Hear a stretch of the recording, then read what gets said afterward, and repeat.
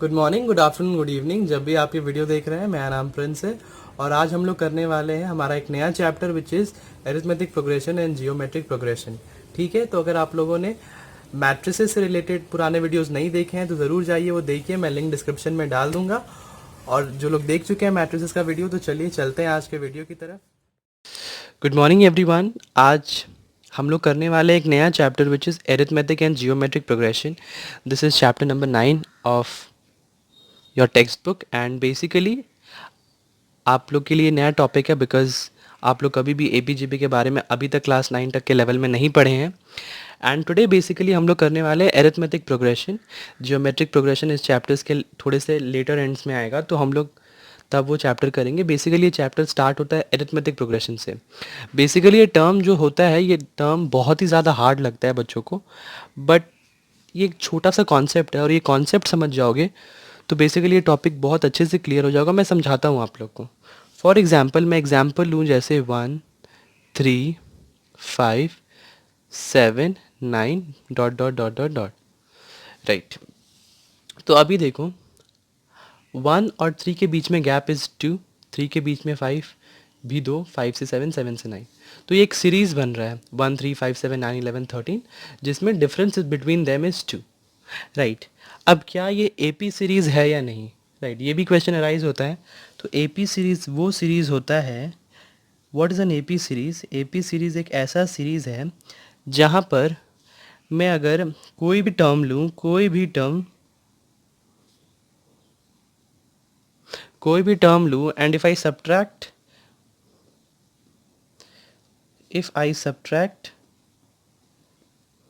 The previous term from it,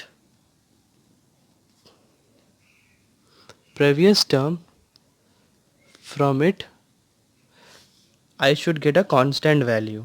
मैं समझाता हूँ ये इसका मतलब क्या होता है। I should get a constant value, I should get, ठीक है। तो मैंने यहाँ पे लिखा है एपी सीरीज़ बेसिकली वो सीरीज़ होता है जहाँ पर मैं कोई भी एक टर्म उठाता हूँ। मानो मैं इस सीरीज़ से कोई भी एक टर्म उठाऊँ, जैसे मान लो मैं नंबर दे देता हूँ A1 A2 A3 A4 A5, ठीक है। तो मैं A3 वाला टर्म उठाता हूँ, तो A3 वाला टर्म मेरा है 5, ठीक है। तो मैं क्या, एपी सीरीज़ क्या होता है कि एपी सीरीज़ में अगर आप कोई भी टर्म उठाओगे एंड अगर मैं उस टर्म से उसका प्रीवियस टर्म सब माइनस करूँगा तो मुझे कांस्टेंट वैल्यू मिलना चाहिए, ठीक है। A3 का प्रीवियस टर्म क्या है? A2, and A2 is what? A2 is 3। तो what is A3 minus A2? 5 minus 3 which is 2। अब ये कांस्टेंट टर्म है या नहीं, ये हमें तभी पता चलेगा जब हम लोग कोई और टर्म के साथ सेम एक्सपेरिमेंट ट्राई करें। तो इस बार हम लोग A5 लेते हैं, तो A5 इज़ 9, A5 का previous term is A4 which is 7। तो A5 माइनस A4 क्या होगा? 9 माइनस 7 विच इज़ अगेन 2। तो अगर हमें एक कांस्टेंट वैल्यू मिलता है तभी हम कह सकते हैं कि ये सीरीज़ एक एपी सीरीज़ है। AP series and this constant value is called common difference. Basically कोई भी टर्म के प्रीवियस टर्म का जो डिफरेंस है कॉमन, उसे हम लोग कहते हैं common difference which is constant. ये कभी भी चेंज नहीं होता। यहाँ पर ए का वैल्यू A1 अलग है, A2 अलग है, A3 अलग है, बट यहाँ पर D हमेशा एक कांस्टेंट वैल्यू ही मिलेगा आप लोग को, ठीक है। तो मैं एक और एग्जांपल लेता हूँ जैसे 5 10 15 20 एंड ब्ला ब्ला ब्ला ब्ला, ठीक है। तो अगेन नंबर दे दो यार, A1 A2 A3 A4, ठीक है। तो यहाँ पर अगर मैं A2 उठाता हूँ एंड मैं अगर उसके प्रीवियस टर्म से सब्सक्राइब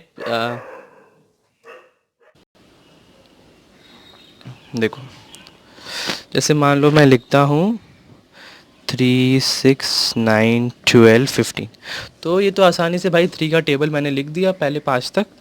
तो यहाँ पर second term minus first term क्या है? A2 माइनस A1 क्या है?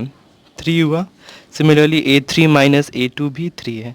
तो yes, this is an AP और हमारा कॉमन डिफरेंस क्या निकल के आ रहा है? 3। टर्म के हम लोग प्रीसीडिंग टर्म से माइनस कर रहे हैं तो यहाँ पर 3 आ रहा है कॉमन डिफरेंस। अगर आप उसी तरह उल्टा ले लो, जैसे मान लो अगर मैं आपको ये AP दूँ 15 12 9 6 3, देखो ये भी एक एपी है, ये भी एक एपी है, राइट। तो अब इस एपी में आप लोग देखो, हम एक इसको लेंगे, हम ए इसको लेंगे, विच इज़ 15, ठीक है। तो कोई भी टर्म लो, जैसे मैं सेकंड टर्म लेता हूँ तो A2 इसको लेता हूँ, एंड उसके मैं प्रेसिडिंग टर्म से अगर मैं माइनस करूँ A1 से, तो क्या होगा 12 माइनस 15 विच इज़ -3। तो यहाँ पर कॉमन डिफरेंस क्या हो गया, -3। तो अगर सीधा जा रहा था मतलब ऐड करते हुए जा रहा था 3, बट अगर पीछे जा रहा हूँ तो मुझे तो -3 करना है, तो देखो कॉमन डिफरेंस -3 निकला है हम लोग का। तो मैं एक और एग्जाम्पल लेता हूँ, फॉर एग्जाम्पल 5, 10, 15, 20 एंड ब्ला ब्ला ब्ला, ठीक है। हम नंबर कर देते हैं A1, A2, A3, A4। तो अगर मैं इसका A2 टर्म उठाता हूँ और अगर उसके प्रीवियस टर्म से मैं अगर सब्ट्रैक्ट करता हूँ तो मुझे मिलता है 5। सिमिलरली A3 से मैं A2 सब्ट्रैक्ट करता हूँ तो अगेन मुझे 5 मिलता है, एंड A4 से भी अगर मैं करूँ A4 माइनस A3 तो मुझे 5 मिलता है, which is a constant term. तो therefore this is an AP series जिसका कॉमन डिफरेंस हमें क्या मिला, which is the constant term, which is, तो हमें कॉमन डिफरेंस बेसिकली हम लोग डी से सिंबलाइज करते हैं, तो हमें वो निकला 5, ठीक है। कॉमन डिफरेंस 5, और हमारा first term of an AP को हम लोग हमेशा हम हमेशा उस किससे वो लोग डिनोट करते हैं, हम लोग ए से डिनोट करते हैं। ए को हम लोग फर्स्ट टर्म्स के डिनोट करते हैं, फर्स्ट टर्म, एंड डी को हम लोग डिनोट करते हैं कॉमन डिफरेंस का, ठीक है। तो आइए कुछ पहले आसान सवाल कर लेते हैं जिसमें हमें बताना होगा कि ये लोग एपी सीरीज़ है या नहीं है। फॉर एग्जाम्पल मैं लेता हूँ एक एग्जाम्पल, तो हम लोग एक सवाल लेते हैं, फॉर एग्जाम्पल यहाँ पर पहला सवाल लेते हैं, विच इज़ दिया हुआ है हमें 1, 3, 9, 27। तो हमें फाइंड करना है कि ये एपी है या नहीं। तो अगेन हम लोग हमारा ए जो दिया है फर्स्ट टर्म विच इज़ 1, ए हमेशा डिनोट करता है फर्स्ट टर्म को। हम लोग कॉमन डिफरेंस निकालेंगे विच इज़ डी।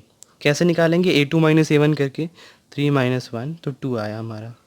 तो अगर हम लोग एक और टर्म के लिए चेक करेंगे, तो अगर हम लोग क्या पे करें A3 minus A2 which is 9 minus 3, तो ये आ रहा है 6।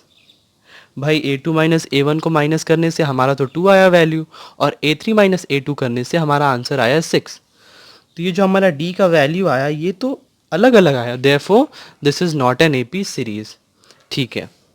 एक और एग्जाम्पल ले लेते हैं, फॉर एग्जाम्पल करते हैं हम लोग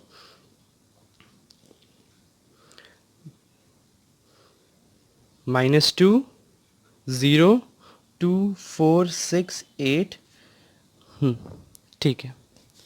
तो यहाँ पर हमारा फर्स्ट टर्म क्या है, -2। कॉमन डिफरेंस निकालते हैं, A2 माइनस A1 करते हैं, A2 minus A1 which is 0 minus of -2 which is +2। तो एक और दो एग्जाम्पल्स हम लोग चेक करते हैं कि ये सही है या नहीं। A3 माइनस A2 करते हैं, 2 minus 0 which is 2 again, and A4 minus A3 करते हैं which is 4 minus 2 again it is 2।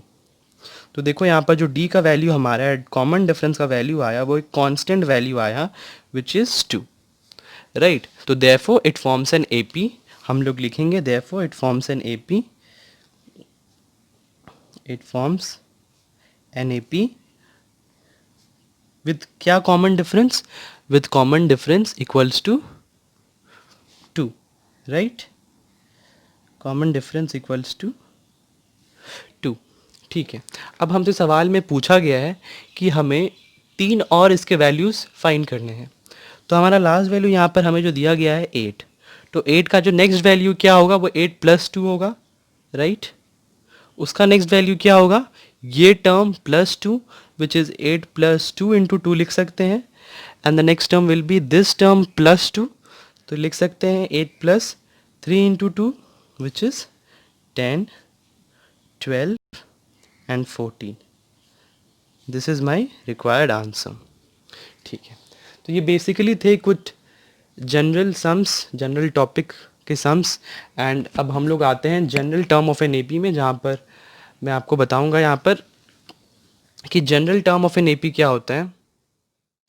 तो बेसिकली ये था कुछ जनरल सवाल पहले एक्सरसाइज का मतलब पहला एक्सरसाइज थोड़ा सा इंट्रोडक्शन था एपी सीरीज़ का।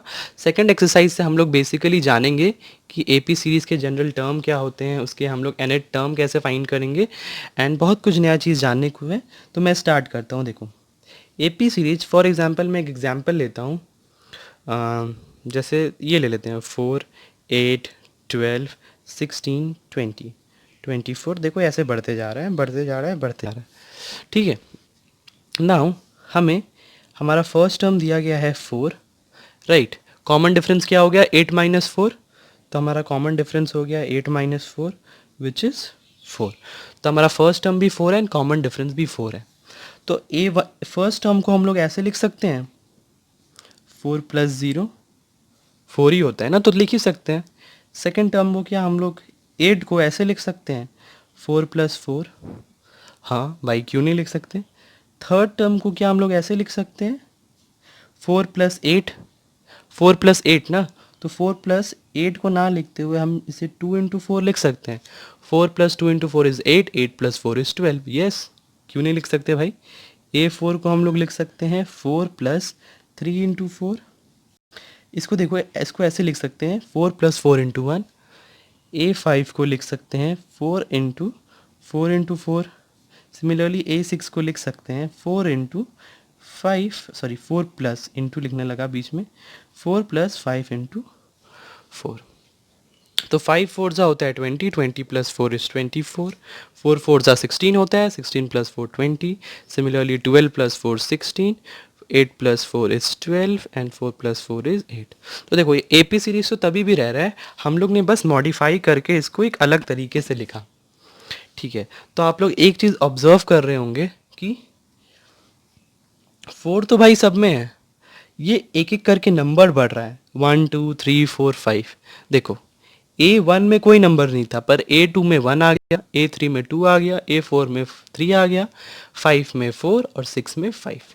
तो बेसिकली एक AP सीरीज़ को एक जनरल टर्म दिया जाता है। जैसे मानो अगर मैं आपको बोलता हूँ इस AP सीरीज़ का आप मुझे 10वां टर्म निकाल के दो, तो आप तो भाई कैलकुलेट करके निकालोगे 4 8 12 16 ऐसे करके 20 24 ऐसे करके आप मुझे 10वां वैल्यू निकाल के दोगे। बट ऐसे निकालने से अच्छा है अगर मैं आपको इस AP सीरीज़ का एक जनरल टर्म दे दूँ, तो उसमें बस n का वैल्यू 10 पुट करोगे आप, और आसानी से आप मुझे 10वीं का नंबर का वैल्यू ऐसे चुटकियों में दे दोगे, राइट। तो इसीलिए ज़रूरी होता है एक एपी सीरीज़ का जनरल टर्म जानना। ठीक है, मैं बताता हूँ एक एपी सीरीज़ का जनरल टर्म को कैसे लिखा जाता है। General term of an AP series को लिखा जाता है ऐसे a plus n minus 1 of d. ऐसे रिप्रेजेंट होता है general term of an AP. A मतलब यहाँ पर हमारा फर्स्ट टर्म एंड डी मतलब हमारा कॉमन डिफरेंस। एन मतलब जो भी टर्म हमें चाहिए, जैसे हमें फिफ्थ टर्म चाहिए तो हम एन के बदले 5 बैठाएंगे, अगर हमें 7 टर्म चाहिए तो हम 7 बैठाएंगे, एंड अगर हमें 10 टर्म चाहिए तो हम यहाँ पर 10 बैठाएंगे। तो मैं इसी जनरल टर्म को इससे आपको देख के समझाता हूँ कि ये कितना एक्यूरेट है। तो देखो यहाँ पर हमारा ए क्या था 4।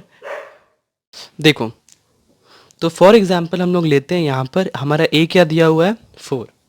ठीक है, तो यहाँ पर हम लोग एन को बेसिकली लेते हैं हमें 5। हमें फिफ्थ टर्म निकालना है इस जनरल सीरीज से, एंड हम लोग हमारा ए क्या दिया हुआ है 4, तो हम यहाँ पर ए 4 बैठाएंगे प्लस एन के बदले 5 बैठाएंगे हम, एंड डी हमारा 4 दिया हुआ है। तो यहाँ से क्या हो जाएगा 4 प्लस 4 इंटू 4 विच इज़ 20। तो हमारा फिफ्थ टर्म निकला 20। देखो यहाँ पर ए का फिफ्थ नंबर टर्म क्या था 20। देखो कितना एक्यूरेट निकला। बेसिकली आप लोग समझ ही गए होंगे कि यहाँ पर a plus n minus 1 of d क्यों है, बिकॉज लगभग जिस तरह मैंने तोड़ा है मैंने आप लोग को बता ही दिया है कि ये टर्म ऑफ पैटर्न। देखो a यहाँ पर 4 था, तो 4 मैंने स्टार्टिंग में रखा हर जगह a के बदले। ठीक है, एंड डी भी हमारा 4 था, तो देखो 4 को मैंने हर जगह रखा, सेकेंड वाले टर्म में भी 4 को मैंने मल्टीप्लाई में हर जगह रखा। एंड नाउ n माइनस 1 मैंने कैसे प्लेस किया। देखो अगर मैं फिफ्थ टर्म की बात करता हूँ तो फिफ्थ n माइनस 1 कितना होता है 5 माइनस 1 4, तो देखो मैंने यहाँ पर 4 ही रखा है। अगर मैं थर्ड टर्म का बात करूँ तो 3 माइनस 1 विच इज़, तो क्या होता है 2, देखो मैं यहाँ पे 2 ही रखा हूँ। 2 माइनस वन क्या होता है, तो देखो मैंने यहाँ पर 1 ही रखा है। 1 माइनस वन क्या होता है, 0, देखो मैंने यहाँ पर 0 रखा है। तो बेसिकली उसी टर्म में मैंने इन सभी को तोड़ा। एंड ये चीज़ याद कर लो यार, general term of an A P is a plus n minus one of d. तो अगर हमें फिफ्थ टर्म निकालना है, तो अगर हम ए फाइव का बात करेंगे तो हम ए प्लस फोर डी करेंगे। देखो अगर यहाँ 5 पुट करेंगे तो 5 माइनस वन तो 4 हो जाएगा ना। तो सिमिलरली ए का सेवन्थ वैल्यू हमें फाइंड करना हो तो ए प्लस सिक्स डी लिखेंगे। ए हर जगह रहेगा, 7 टर्म तो डी में एक माइनस करके 6 आ जाएगा, ठीक है। और अगर फिफ्थ टर्म है तो 5 माइनस वन, तो जो भी यहाँ पर n का वैल्यू हो d में वो एक सब्ट्रैक्ट करके हमें यहाँ पर d के साथ मल्टीप्लाई पे लगा देना है, which is the general term of an AP, ठीक है। तो नेक्स्ट हम लोग बात करते हैं last term of an finite AP। Last term क्या होता है, देखो यार, अगर एक AP है जिसमें टोटल n टर्म्स हैं और उसका फर्स्ट टर्म a है and common difference is d, तो उसका लास्ट टर्म क्या होगा। लास्ट टर्म को L से हम लोग सिंबलाइज करते हैं। Last term again a plus n minus one of d होगा, एन टर्म से total n minus of one of d, which is the last term का फॉर्मूला, ठीक है। नेक्स्ट हम लोग बात करते हैं, जैसे मान लो ये जो मैंने AP लिखा था 4, 8, 12, 16, 20, ये मैंने AP जो लिखा था ये भी AP है। अगर मैं इसको रिवर्स करके लिखूँ तो वो भी तो एक AP ही ना होगा यार। 20, 16, 12, 8, 4, ये सब भी तो एक AP है। This is also an AP। तो अगर मुझसे कोई कहे कि मुझे एंड से nth टर्म तक जाना है, एंड से a से nth टर्म तो मैं a plus n minus one of d से निकाल लूँगा। अगर मैं बोलूँ कि भाई मुझे एंड से n टर्म तक लेके जाओ, मैं क्या करूँगा, मैं उसको उल्टा लिखूँगा और मैं फिर a को क्या लूँगा, मैं a को 20 ले लूँगा और कॉमन डिफरेंस निकाल लूँगा 16 माइनस 20, विच इज़ -4। तो हमें मेरा nth टर्म मिल जाएगा आराम से। क्या निकलेगा, a plus n minus one of d. D यहाँ पर मेरा नेगेटिव है तो माइनस डी लिख सकता हूँ। तो क्या आएगा, a minus n minus one of d. देखो तो ये फॉर्मूला निकला मेरा। तो जैसे मैंने कहा था, अगर इस AP के मैं एंड से अगर आप लोग को बोलूँ कि मुझे एंड से nth टर्म का मुझे अगर आप वैल्यू पता करके दो, तो मैं AP को उल्टे तरीके से देखूँगा। अगर मैं AP को उल्टे तरीके से देखता हूँ तो मुझे क्या मिलता है, यहाँ पे जो हमारा कॉमन डिफरेंस है वो देखो 4 से घट रहा है, 20 माइनस 4, 16 माइनस 4। तो यहाँ तक मेरा कॉमन डिफरेंस था पॉजिटिव, विच वॉज +4। इस वाले AP में मेरा -4 हो गया, ठीक है। चीज़ें वही रही, बस यहाँ पर वो -4 हो गया। तो यहाँ पर जो हमारा प्रीवियस वाला टर्म का जो AP का जनरल टर्म था वो था a plus n minus one of d, but अगर मैं एंड से उसका nth टर्म निकालूँ तो वो बन जाएगा a minus n minus one of d, क्योंकि हमारा जो d है वो नेगेटिव हो जाता है, इसलिए d से मल्टीप्लाई करने से ये a माइनस हो जाता है बस। तो अगर फ्रॉम द बिगिनिंग से अगर हमें एक nth टर्म चाहिए तो हमारा वो a plus n minus one of d वाले फार्मूला से आएगा। बट अगर कोई AP के एंड से हमें चाहिए तो हम फार्मूला जो अप्लाई करेंगे वो होगा a plus n minus one of minus d, जो अगर माइनस से मल्टीप्लाई होते ही a minus n minus one of d बन जाएगा। तो ये बेसिकली होता है general term of an AP। Now मैं आप लोग को एक और चीज़ बताता हूँ। जैसे एक AP है, जैसे a plus D, a plus 2d लिख सकते हैं ना। फर्स्ट टर्म को a लिख सकते हैं, सेकंड टर्म को a प्लस डी लिख सकते हैं एंड थर्ड टर्म को लिख सकते हैं a प्लस 2d। कैसे, मैंने कहा जनरल टर्म के हिसाब से देखो तो a plus 3 minus one of d, which is a plus 2d। Similarly ऐसे करके a प्लस 3d हो जाएगा हमारा फोर्थ टर्म। ऐसे करके हम लोग एक AP लिख सकते हैं। तो यहाँ पर अगर मैं आपसे बोलूँ कि मुझे nth term minus mth term चाहिए तो वो क्या होगा, nth term minus mth term. तो हमारा nth टर्म क्या हो जाएगा, a plus n minus one of d, और mth टर्म क्या हो जाएगा, a plus m minus one of d, ठीक है।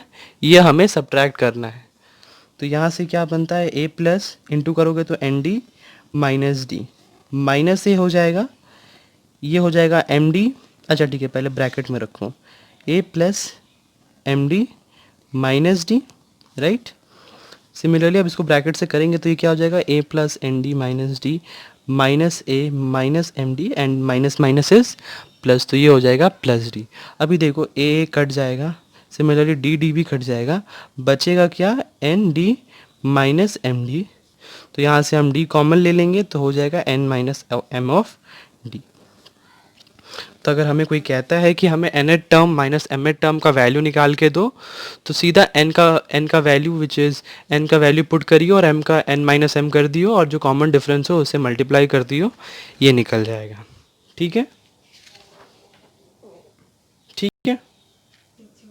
तो नेक्स्ट हम लोग बात करते हैं कि एक एपी का मीन टर्म क्या होता है, कि उसका मिडिल टर्म क्या होता है, हम वो बात करते हैं। तो जैसे मान लो अगर एक एपी में टोटल नंबर ऑफ टर्म्स जो n है वो ऑड है, तो उसका मीडियन टर्म कौन सा होगा, मीडियम टर्म उसका होगा n प्लस 1/2 टू एट टर्म, ये हमारा उसका मीडियम होगा। ठीक है, राइट, मिडिल टर्म। बट अगर n हमारा इवन दिया हो तो it has two middle terms. यहाँ पर तो मीडियम मतलब यहाँ पर जो मिडिल टर्म है वो सिर्फ एक है, मैंने मिडिल टर्म इज़ 1। बट अगर हमारा नंबर ऑफ टर्म्स इवन निकला एपी में तो हमारे दो मिडिल टर्म आएंगे, पहला तो will be n/2 and second will be n/2 plus 1/8 term. ठीक है, ये दो टर्म्स आएंगे हमारे मिडिल में अगर n इवन है, और अगर ऑड है तो n प्लस 1/2 टर्म एक ही होगा मिडिल टर्म। बट अगर n इवन हो जाता है तो हमारे दो टर्म आएंगे जो मिडिल में होंगे, पहला होगा term n/2 term and second will be n/2 plus 1/8 term. ठीक है, तो नेक्स्ट हम लोग बात करते हैं कि अगर हमें 3 नंबर्स दिया गया है a b c, अगर हमें कहा जा रहा है कि ये AP में है, तो अगर हमें प्रूव करना है कि ये AP में है तो बस एक तरीका है, कोई भी उस टर्म के प्रीवियस टर्म से करो, मतलब b minus a should be equal to c minus b. This is the condition. अगर ये कंडीशन सेटिस्फाई हो जाता है ये तीनों टर्म को लेकर, therefore A B C is in AP, right. b minus a must be equal to c minus b. The term से अगर हम उसके प्रीवियस टर्म को सब्ट्रैक्ट करेंगे तो हमें कांस्टेंट वैल्यू देना चाहिए विच इज़ द कॉमन डिफरेंस। तो अगर ये कंडीशन सेटिस्फाई हो रहा है therefore it is an AP। तो यहाँ से क्या कर देख सकते हैं हम लोग, b को इधर ले आएंगे तो 2b equals to a plus c, ये भी कर सकते हैं अगर हम लोग। ठीक है, ये भी कर सकते हैं, अगर ये भी अगर सेटिस्फाई कर रहा है तो ये तीनों टर्म्स AP में है, ये पहला कंडीशन। ठीक है, नाउ देखो आगे जब हम लोग सम्स करेंगे तो क्या होगा ना कि जो AP के टर्म्स होंगे वो हमें नहीं दिए होंगे, हमें फाइंड करना होगा।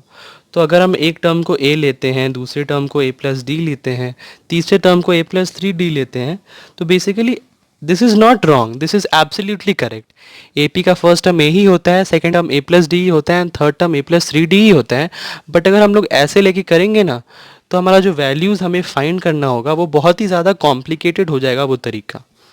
ठीक है, तो इसके लिए एक आसान तरीका बनाया गया, मैं बताता हूँ आप लोग को। अगर 3 टर्म्स दिए हुए हैं AP को तो उससे हम लोग कैसे रिप्रेजेंट कर सकते हैं, उससे हम लोग रिप्रेजेंट कर सकते हैं ऐसे, देखो a minus D A and a plus D, ऐसे कर सकते हैं। क्योंकि देखो जब आप लोग इसको ऐड या सब्ट्रैक्ट करोगे तो देखो माइनस डी प्लस डी अपने आप कट जाएगा और बचेगा सिर्फ a वाला टर्म।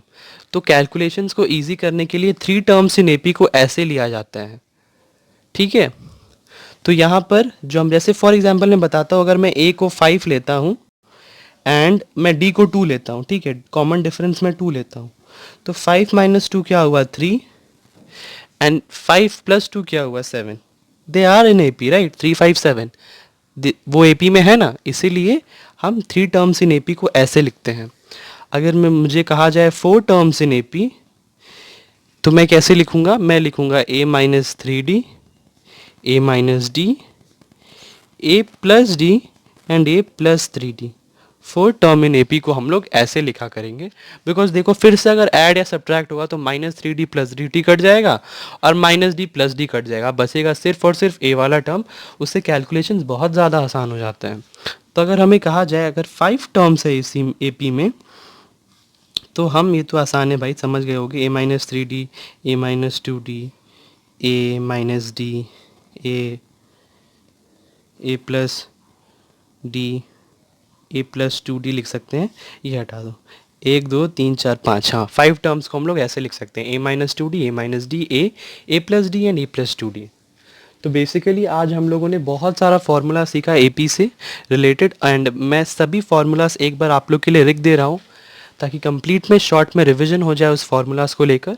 नेक्स्ट वाले वीडियो में हम लोग बेसिकली इसके एप्लीकेशन से लेकर सेकंड एक्सरसाइज सॉल्व करेंगे। आज आप लोग बस इसके जनरल प्रिंसिपल्स देखिए एपी का, एंड आप लोग समझिए कि क्या क्या होता है एपी एंड कैसे इसका जनरल टर्म निकालना होता है। तो अगर मैं एपी के जो फार्मूलाज अभी तक मैंने आप लोग को बताया है मैं वैसे लिखूं, तो ए मतलब क्या होता है हमारा फर्स्ट टर्म, ठीक है। डी मतलब होता है हमारा कॉमन डिफरेंस, राइट। तो general term of an AP क्या हम लोगों ने लिखा था, general term of an AP होता है a plus n minus one of d. ये जनरल टर्म कभी मत भूलिएगा, ठीक है। a plus n minus one of d is the general term of an AP, ठीक है। तो अगर हम लोग को कोई एपी का लास्ट टर्म फाइंड करना है तो again a plus n minus one of d कर सकते हैं। नाउ मैंने क्या कहा था, अगर एक एपी के, जैसे मान लो एक एपी है ब्ला ब्ला ब्ला ब्ला ब्ला, उसका मुझे एंड से एन टर्म मतलब एंड से वापस आगे आना है, तो वो कैसे फाइंड करेंगे, उस केस में क्या लिखेंगे। अच्छा ठीक है, देखो n term from the end of an AP, एक एपी के एंड से क्या होगा, वो होगा डी नेगेटिव हो जाएगा ना, बाकी सब तो सेम रहेगा, बस यहाँ पर उल्टा रिवर्स में आने के कारण जो हमारा डी का वैल्यू दिया होगा इसमें वो रिवर्स हो जाएगा। तो हमारा जो एन टर्म है वो बन जाएगा a minus n minus one of d. बस यही एक शॉर्ट सा चेंज था, राइट। मैंने बताया आप लोग को। उसके बाद मैं बात करता हूँ n term minus m term, उसका भी एक शॉर्ट ट्रिक हम लोगों ने फाइंड किया था। N term minus m term क्या होता है, एन माइनस एम, जो एन और एम का वैल्यू दिया हो उसको सब आपस में सब्ट्रैक्ट कर दीजिए और उसको कॉमन डिफरेंस से मल्टीप्लाई कर दीजिए, वही होगा n term minus m term. उसके लिए हमें इसका वैल्यूज़ निकालना का कोई ज़रूरत नहीं है, ठीक है। नेक्स्ट अगर हम लोग बात करते थे कि एक एपी में अगर जो नंबर ऑफ टर्म्स है वो ऑड दिया हुआ है, ठीक है, तो उस एपी में बस सिर्फ और सिर्फ एक मिडिल टर्म होगा। वो मिडिल टर्म हम लोग कैसे फाइंड करेंगे, n प्लस 1/2 टर्म, यही होगा हमारा उस एपी का मिडिल टर्म। अगर उस एपी में जो नंबर ऑफ टर्म्स है वो इवन होंगे तो हमारे जो मिडिल टर्म होंगे वो दो होंगे, इस बार एक ना होते हुए हमारे दो मिडिल टर्म होंगे उस एपी में। वो कैसे हम लोग फाइंड करेंगे, n/2 term and n/2 plus 1/8 term, ये दो टर्म होंगे उस एपी का, राइट। नाउ मैंने क्या कहा था कि for 3 terms to be in AP b minus a must be equal to c minus b, right. इसका मतलब 2b should be equal to a plus c. ये कंडीशन अगर सेटिस्फाई करता है तो 3 टर्म्स एपी में होंगे। Now for simplicity and avoidance of complications in while solving problems, अगर 3 नंबर्स इन एपी कहा जाए तो 3 नंबर्स इन एपी आप लोग क्या लोगे, a माइनस डी लोगे, a लोगे और a प्लस डी लोगे। अगर 4 नंबर कहा जाए एपी में तो क्या लोगे आप लोग, a minus 3d, a minus D, a plus D and a plus 3d, ठीक है। उस तरह अगर 5 टर्म्स कहा जाए अगर आपका एपी में है तो आप लोग लोगे a minus 2d, a minus D, a plus D and a plus 2d। तो बेसिकली यही था आज का हमारा, हमने जितना भी फार्मूलाज और ये चीज़ें समझी हैं आप लोग इसको अपने नोट्स में लिख लीजिए बेसिकली, और इसको अच्छे से प्रैक्टिस करिए और समझिए इन कॉन्सेप्ट्स को, ठीक है। जो हमारा, मैं जल्द आऊँगा वापस नेक्स्ट वीडियो में जहाँ पर मैं इसके एप्लीकेशंस आप लोग को सम्स में बताऊँगा। लिख दिया है कि आप लोग को क्या करना है, first term, general term, n term, कितने नंबर्स को क्या लेना चाहिए, मैंने एक हाफ पेज में लिख दिया है अच्छे से, ठीक है। नाउ स्टार्टिंग में जो एपी वाला चैप्टर है आप लोग को थोड़ा सा अजीब लग रहा होगा, थोड़ा सा बोरिंग लग रहा होगा, बट ट्रस्ट मी ये चैप्टर बहुत ही अच्छा है and I promise I make you guys fall in love with this chapter because ये चैप्टर बहुत ही ज़्यादा स्कोरिंग है। And the best thing about इस कि जो भी अब सवाल आएंगे आप लोग के ईयर के लिए will be on this formula based only. जैसे मैंने आपको प्रीवियस वीडियो में कहा था जहाँ पर मैंने सिलेबस डिस्कस किया था मैथ्स में क्या क्या रिड्यूस हुआ, बेसिकली मैंने बहुत सारे सब्जेक्ट्स के ऊपर वीडियोस डाला है। अगर आप लोगों ने वो वीडियो नहीं देखा है तो जाइए ज़रूर देखिए वो वीडियोस, मैं लिंक डिस्क्रिप्शन में डाल दूँगा। एंड ऑल्सो हम लगभग 3 से 4 दिन पहले हमारा आईसीएसई का रिज़ल्ट आया था मेरा एंड 2020 का, मैंने उसके ऊपर भी मेरा फर्स्ट ब्लॉग किया है। एंड आप लोग ज़रूर जाइए वो वीडियो देखिए and please do comment me कि यार ब्लॉग कैसा था, ठीक है।